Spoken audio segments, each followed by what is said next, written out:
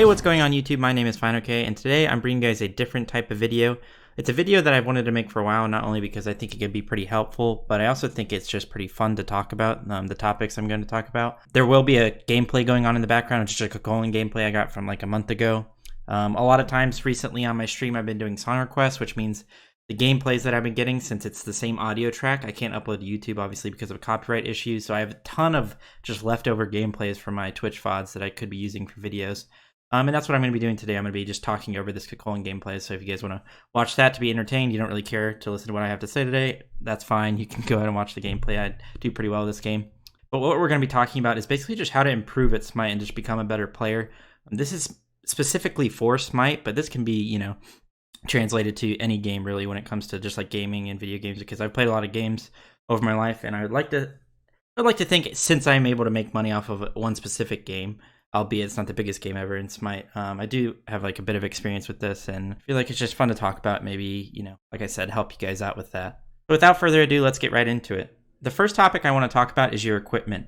It's a bit of an external factor, but I want to talk about it first, because if you aren't on a level playing field with your opponents, then it's obviously going to be holding you back into your full potential. Sometimes our setup and the equipment that we use is out of our control, and we have to make do with what we have. Especially when it comes to buying expensive PCs and getting the perfect setup in the dream room. The most important thing when it comes to PC gaming, at least, is having a good PC that can run Smite with pretty good frames. Smite really isn't that hardware intensive, so it shouldn't be hard to achieve this. The next three really important things are your mouse, keyboard, and mousepad. Most of this comes down to comfortability and preference. I can definitely vouch for the equipment that I use, and I can link it down in the description below if you guys want to check it out. However, like I said, it's mostly comfortability, and as long as you buy something from some of the top brands and trusted brands, you shouldn't really have much room to complain. Obviously, down the road, you can switch it out and try different things, especially if you have the money.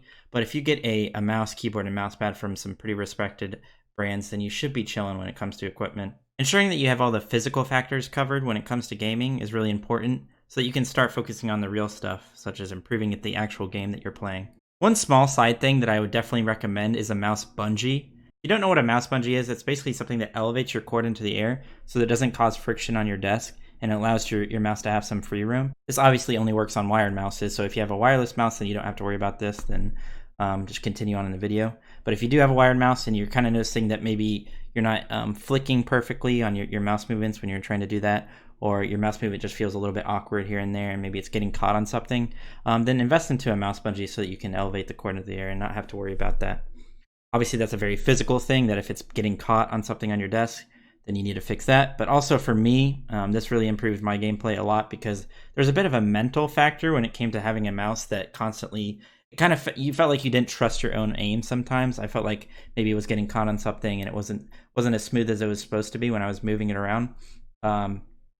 So there's a mental factor there where I was often like worrying about that and not focus on the gameplay itself. So when it comes to audio with Smite, it's really not that big of a deal. I literally use $20 earbuds that I got from my local Walgreens and CVS. I have a standalone mic, so I just use earbuds. I prefer that because I have a really big head and I get headaches when I use a headset.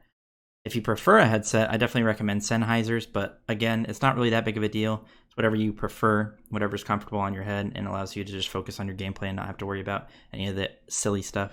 Now that we got some of those external factors out of the way, let's get down to the nitty-gritty of what I want to talk about, and that's just about improving at Smite and how to actually get better at the game in your role that you're playing. Even if you're trying to improve or maybe become the best player in the world, Smite should still be fun for you to play. If Smite or any other video game becomes a chore for you, unless it's literally how you make money or it's something that you rely on as a job, you should try taking a break from the game and trying out other things or other hobbies. Having fun keeps your mind healthy and focused on the things that you should actually be focused on, and also prevents you from being toxic and blaming other people when a lot of times it could be your own fault. I think a problem that a lot of people run into is that they believe that they have to main their role and main a few gods, which means that they're playing the same god in the same role nonstop every day. And it's just a way to make the game really stale very quickly. Like I said, having fun is really important, so I highly recommend to anybody that ever asks in my chat, or anybody that's needs help with advice or anything like that, to play a variety of gods, play a lot of different gods, and also play a variety of roles. You can try to lean towards one role, like obviously I lean towards solo, but I can play every role at a Grandmaster's level, and I think it's really fun to do that. A lot of times you're going to learn a lot more about your main role when you off-roll. A perfect example of this was this season when Totem was introduced. I really didn't know how impactful it was across the map, because when I got Totem, it didn't really do that much in solo lane because you obviously have a blue buff and Warrior's Blessing, which regens a lot of your mana for you. But then when I started off-rolling and playing mid lane, I noticed just how impactful it was and how much it actually helped them get around the map and farm and be really efficient and to stay out on the map with the extra MP5 that they got. This obviously caused me to prioritize the Totem a little bit more, and who knows how much that's helped me win more games throughout the season. So assuming that you're at least having a little bit of fun with the game, you probably wouldn't be watching this video if you weren't having fun. We could talk about focused practice is what I like to call it, or trying to basically just avoid toxicity and focus on your own gameplay. The most obvious statement that I can make is that in order to avoid toxicity, you need to not be toxic yourself. Although it's pretty obvious, I think a lot of people need to hear that. And even though I'm not a therapist, I think a lot of times people need to look at themselves first before they try and fix others, especially when it comes to the Smite community. Because a lot of the times, the very people who are complaining about how toxic the Smite community is and how their teammates are awful and blah, blah, blah, are the very people who go into the next game, feed their brains out, and yell at their teammates for this, that, or the other. It's also really easy to avoid toxicity in Smite because really all you have to do is mute your teammates when you get into a game. I always recommend to people who are trying to improve is to try and develop a habit of focused practice. What that was for me when I was trying to get better at Smite, and still is, because obviously I'm still trying to improve, is a lot of times I would just queue casuals, and we'll talk about the difference between casuals and ranked later on in the video, but I would queue casuals. I would turn on some music that I just really enjoy listening to, not at too high of a level because you still want to be able to hear the Smite audio so you can react to certain sound cues and stuff like that. I would mute all my teammates in the game, and all I would try and do is focus on my own gameplay and try and fix every little decision-making error that I made, or maybe a mechanical error, and just go back and review it. If I recorded my gameplay, I could do that. Or right after a fight or a certain scenario ends, I can just right in that moment think about what I could have done better and maybe make a mental note of it so the next time anything like that comes around, I can try and fix it. The reason I think this is a good practice is because I think avoiding toxicity is more important than VGS and communication. You do not have to rely on your teammates for communication or VGS to make the correct decisions in Smite. And a lot of the time, I think it just causes you to develop some bad habits where you rely on a certain teammate to call a missing, so you play this certain way. When in reality, you should be able to make those decisions off the way the map is flowing and how the lane is going and all that. Decision making and map awareness are two of the most important things in Smite. I think probably the two most important things. And neither of those things really require too much of your teammates' input. A lot of us need to check our egos at the door before we get into a Smite game. And avoid typing to our teammates in most scenarios because a lot of times it can just escalate and lead to further toxicity that doesn't need to be there. It's really hard to absorb constructive criticism in the middle of a game. So even though you may think that you're better than a certain player and you may be able to teach them in that scenario, unless they specifically ask for it, I would highly recommend just avoid typing to them. Also, it's not your job to be their personal teacher, and I can guarantee you that in every scenario that you believe somebody else or a teammate of yours played something pretty poorly or played something incorrectly, you also did something wrong in that scenario. So why not control the things that you can actually control, which is your own gameplay? Obviously, interacting with your teammates can also be a very fun thing. I mean, it's a social game after all, and you shouldn't just have to mute your teammates and go into your own little hobbit hole and only worry about yourself. I'm only saying this for the people who find themselves being toxic a lot, or maybe just want to only focus on the gameplay and not have to worry about any of those other external factors, such as, their teammates BMing. Since we're already on the topic of egos, I think another really important thing for you to do is to try to learn from better players. This doesn't just mean pro players or established better players throughout the ranked scene that you know that are really good.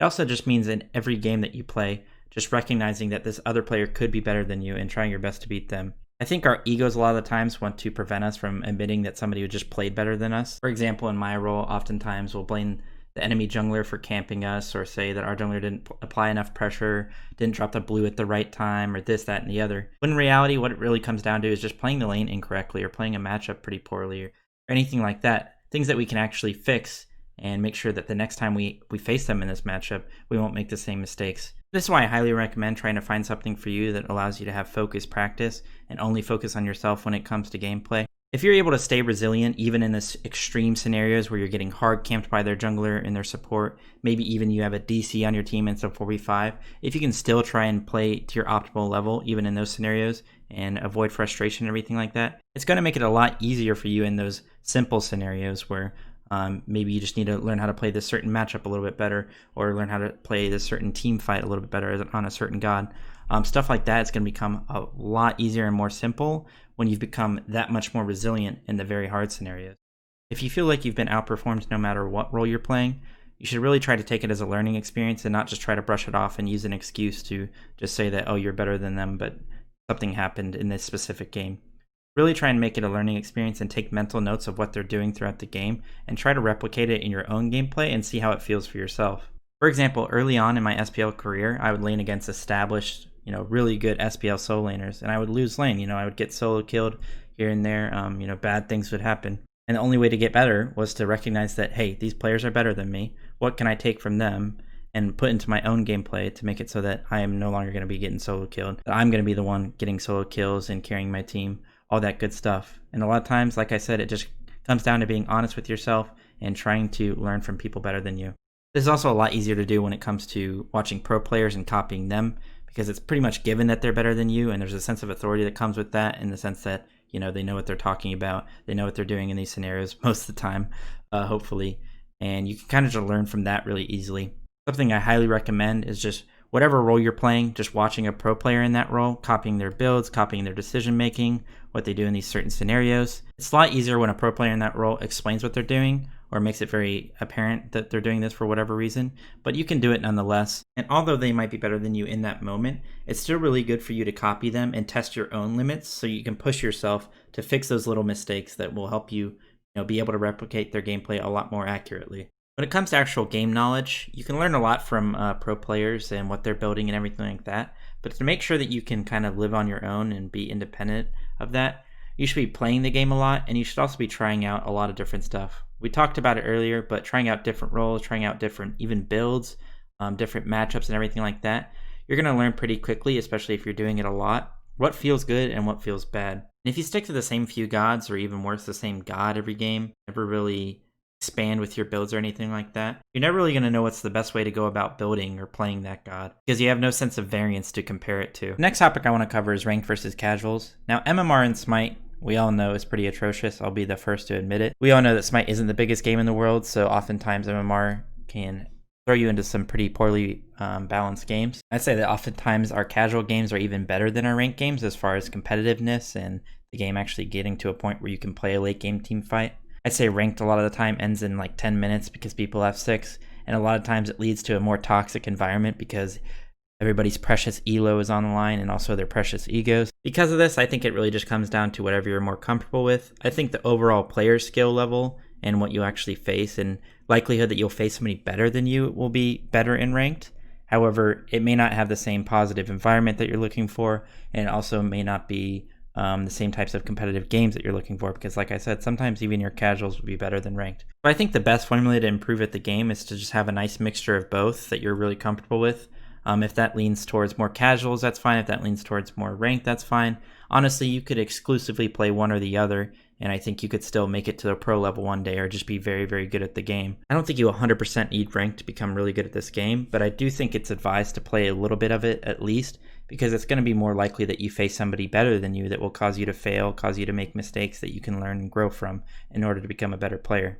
I think the casual scene, a lot of times people, are just queuing with their friends. Sometimes people are messing around, trying out goofy stuff, playing weird things in weird roles, all that good stuff, which is fine. I mean, obviously it's a game. We're supposed to be having fun at the end of the day. But if you're really trying to improve and trying to push yourself to become better and take yourself to the next level each time, then, dabbling in a little bit of ranked is really going to be helpful for that. And obviously one of the best ways to review your own gameplay is to record it so you can watch it back after the game, so you're not stuck post-gaming in the middle of the game, causing you to make further mistakes when you didn't need to. Recording your gameplay and then watching it back will allow you to be honest with yourself, be very objective, and possibly compare it to other gameplay from people that are better than you, and really help you iron out those specific things that can, be the turning point in a team fight or be the turning point in a solo kill or not. Easiest, most efficient way to record your own gameplay is to just use OBS, which is the software that I and most streamers use to stream to Twitch and all that. I'm going to put a link in the description so you can download that and start recording your gameplay if you're interested in doing so.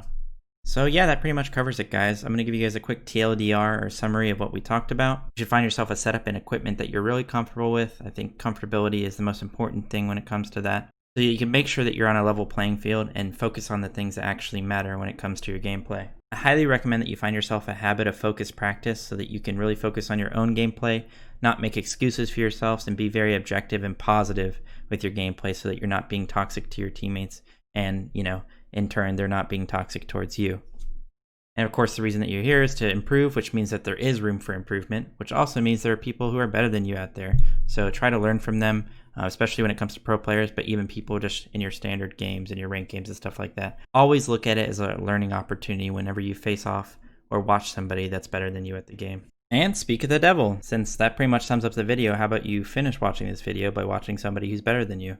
I'm just going to let this video play out. It's the rest of the Cocoon gameplay. I'm going to throw some music on because obviously there's going to be no sound to avoid copyright.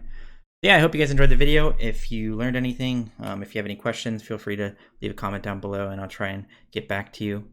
If you enjoyed the video, then leave a like and subscribe for more Smite content and maybe even some other content from other games and stuff like that. So yeah, I'll catch you guys next time. Enjoy the rest of the video. Peace out.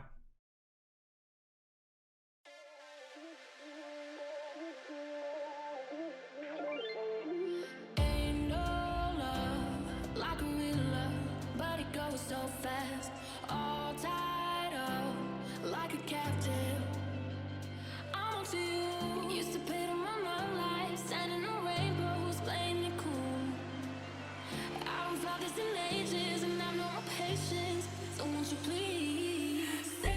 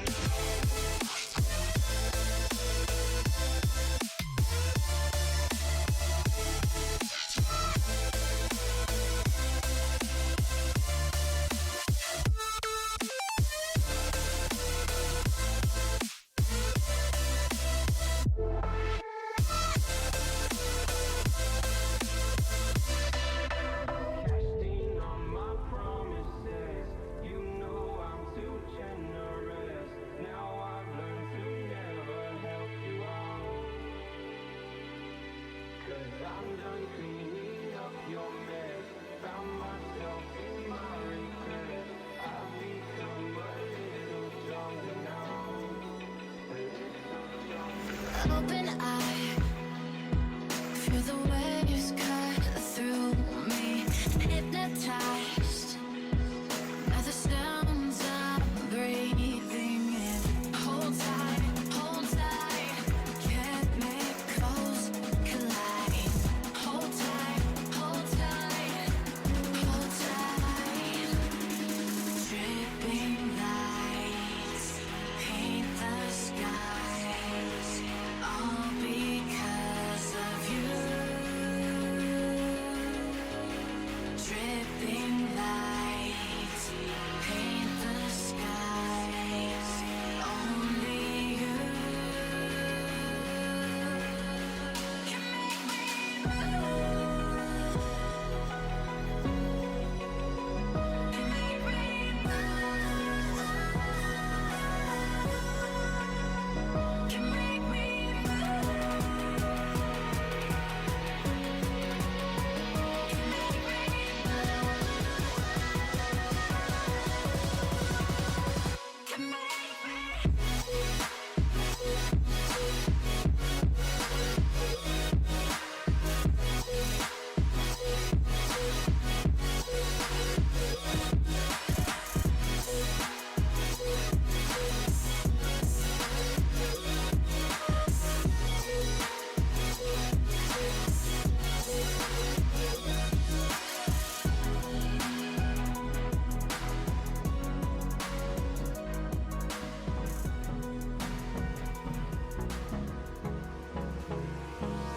Hold me close till I get up. Time is barely on our side. I don't wanna waste what's left. The storms we chase are leading us, and love is all we'll ever trust. Yeah, no, I don't wanna waste what's left. And on we'll go, through the wastelands, through the highways, till my shadow turns to sun rays. And on we'll go, through the wastelands, through the highways, and on we'll go.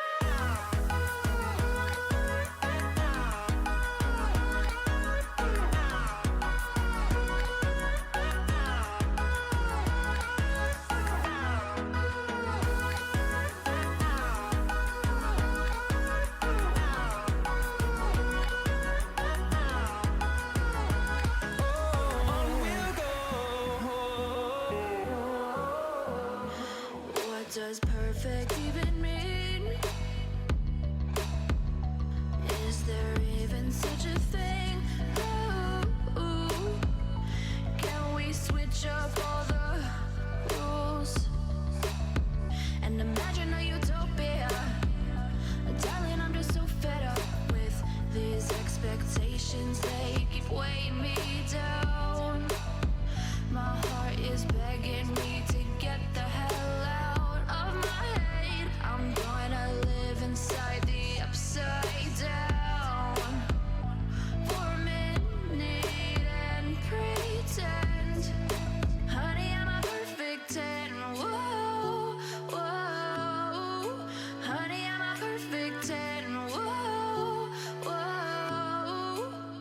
And if I say it enough, it gets ingrained in my head, and I start to see, honey, I'm a perfect 10. Honey, I'm a perfect 10. Whoa, honey, I'm a perfect 10. Honey, I'm a, yeah.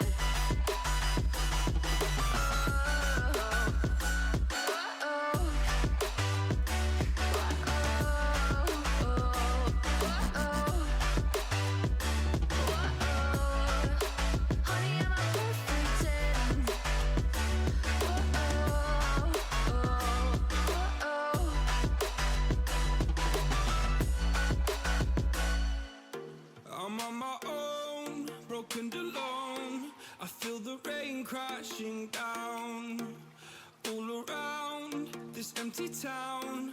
I'm searching for the lost and found. but you don't care, you're unaware. Keep moving like the scars aren't even there. It's in the air like a blazing flare.